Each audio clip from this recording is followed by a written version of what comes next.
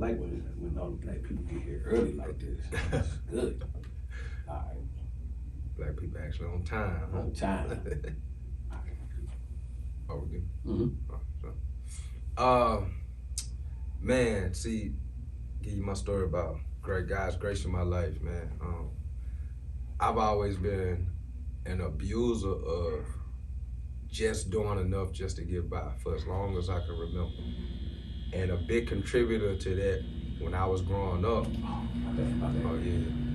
That fridge, yep. Yeah. Doing a dance battle here next Saturday, bro. Oh yeah? Yeah. What you gonna do? $500 cash prize in the back. warehouse in the back? Yeah. Supposed to be like 100 people here, man. Oh, that's hard. When is it? What the? Oh, what could happen is happening, man. Bro, that phone on your ring, bro. You good? Man, my great story. Growing up, I always been like abuser of doing just enough to get by.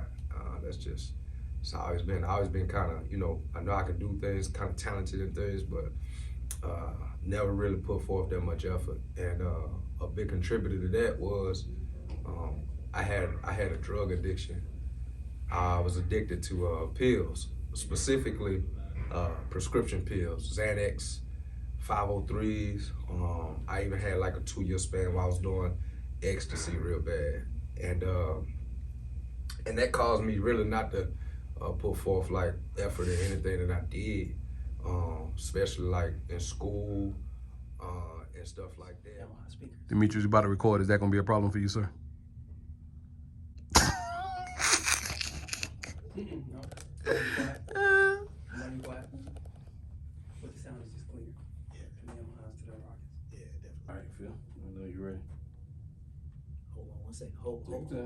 Hold 1 second. Let me get myself together over here.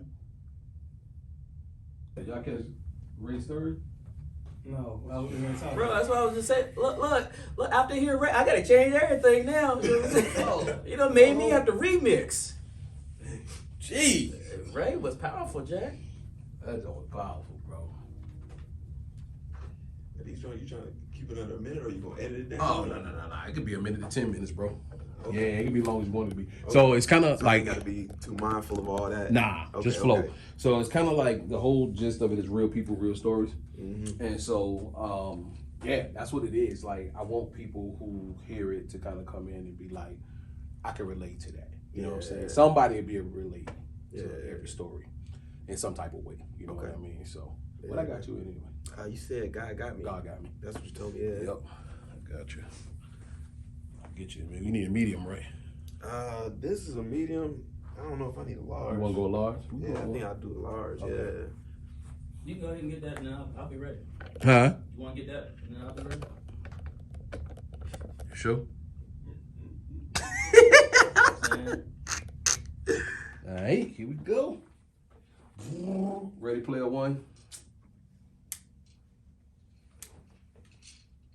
Serial entrepreneur, and honestly speaking, I think all of us, we have this desire, we have this drive, we have this push that's really on the inside of us. And the reality is we're always chasing, right? Society is teaching us that we always are chasing this idea or this concept of more. And being honest, as an oldest child, as a former athlete, I was caught in that trap of always chasing more, right? I wanted to be the best. I wanted to go in excellence. I wanted to be the biggest, the fastest, the strongest. I wanted to build the best business that I could. I wanted to be the most profitable. And all of these things are great. There's nothing wrong with this. All of these things are great. But the problem is this: when I get so focused on building something bigger, when does it stop, right? When does it stop? Yeah, so I mean, again, like, it's not like I don't even want it to be too uniform because I want it to be like real people, real Raw. stories. Yeah. Yeah, like raw. You know exactly, what I mean? So, exactly. I mean, I think the rawness is the beautifulness of it. You know what I'm saying? Because the rawness, that's when people can look, and that's when people relate, man. People relate to realness. Right. You know, we hear people say all the time, like, man, I just want so-and-so, man. I want to be real with me. You know what I'm saying? Mm-hmm. But it's funny because we started looking, we asking people like, well, what was you before? You know what I'm saying? Like, if that wasn't real, what were you before? Right. So if people are really, you know, looking for the authenticity of people, then that's what they want. They don't want scripted, man. Right. You know, scripted is Hollywood. Yeah. Scripted is reality TV. They don't Right. want that, man. They want real life. They want people to be able to, they want mess ups. Yeah. They want to see if you stutter. You know what I'm saying? They don't need all and I do that a lot, by the way. You know what I'm saying? Bro, I always say You know that. what I'm saying? I'm always they saying, want that. even when Tika editing, I said, no, you got to keep some of the Keep mistakes some in, of man. that in there. Yeah. It just showed the realness. You know what I'm That's saying? right. So yeah, bro. I love that you don't do retakes on your podcast. Oh, you did? Yeah, Yeah, bro. I You know I love go straight through. I know. Yeah. And I love that because to me it's like because I give people like I have a client, she come in and like she writes out her entire podcast. Oh, wow. It's Yeah. like a 30-minute podcast. Yeah. And she writes out every word of it Oh, she and going in. reads it Yeah. like word for word. And like if she messes up, she's like, I'm gonna start back right here at this word. And I'm like, all right. And like we'll cut and record again. And I'm like, I be trying to tell them like, yo, it, you know, bring some authenticness and just, you know, hey, oh, messed up, but you know what I'm trying to say. Right. And keep going. Right. And you know, like, and because people feel like they know you. Right. You know what I'm saying? Right. They feel like I'm experiencing you, like you said, the authenticness. Yes. And so, yeah, that's, I see it and I'm like, I wish you would do this, but, you know, it's still a dope podcast. She still does a great job, but, you know, I'm just like, It could take it to that. another level. It could take it Bro, to another level. and what's crazy, what happened with my eyes is what made me, I couldn't write nothing down anymore. Everything, I take a title now, and I just go. I don't, that's it. But that's the other part of it. You know what I'm saying? At the end of the day, all this stuff that you talking about, it got to be in you. You know what I'm saying? Because that separate the real from the fake. You know what I'm saying? It got to be in you. Because at the end of the day, if you got to be scripted, you got to read it, bro. That's not in you. That's what I'm saying. Like the whole, bro, it's like the genuine stories of this mug is real because you put it all on the line, and when you put it all on the line, people can like really relate, bro. You know. Hey guys, my name is Rob Hooper, and I'm the owner of Lovework Studios in Atlanta, Georgia. This hoodie, the shirt I got on right now, it resonates so much with me because back in January of 2010. I remember the country was coming out of a recession and I had a job in sales and people were not spending money like they normally had. And not only that, my wife was pregnant with our first child. And I remember in January 2010, I went to work one morning and my boss called me into the office. He said, hey, sales are down and we are letting you go. And I remember how frustrated and afraid and distraught I was. And on my ride home, I remember thinking to myself, what am I gonna tell my wife? How am I gonna let her know that I just lost my job and we have a baby on the way, our first child on the way in 2 months? And I remember praying to God and I remember thinking about just how much love I had. Yeah, it was like, bruh, like, man, 2 months from my first child being born. Come on. What I thought was, man, I got a good job, got a good paying job. I'm straight. Oh, I ain't even say this. My wife didn't even work at the time. My wife wasn't working. Oh, so it was you. She was a home. Yeah, she was a housewife. She was a housewife.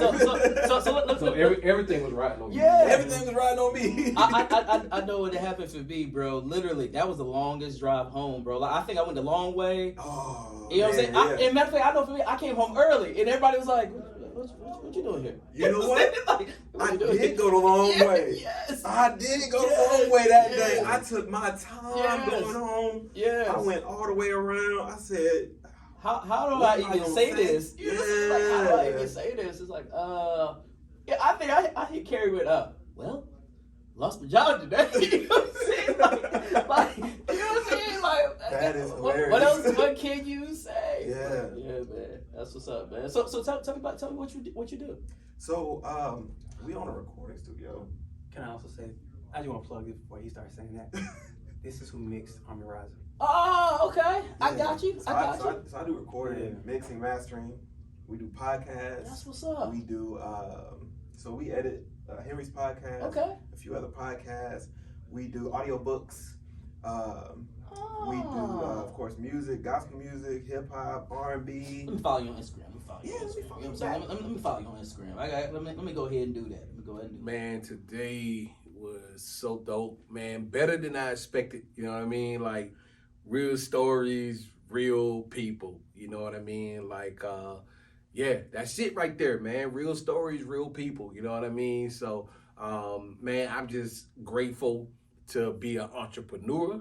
I am grateful to have great friends who are entrepreneurs, you know what I'm saying? I'm also just grateful for you guys who follow us, man, on YouTube, man. Like, I appreciate it, you know what I'm saying? You can kind of be doing anything else or getting your information from anywhere else, you know what I'm saying? And I appreciate y'all rocking with us on the journey that we're on, you know what I'm saying? Like, for real, I appreciate you guys, man.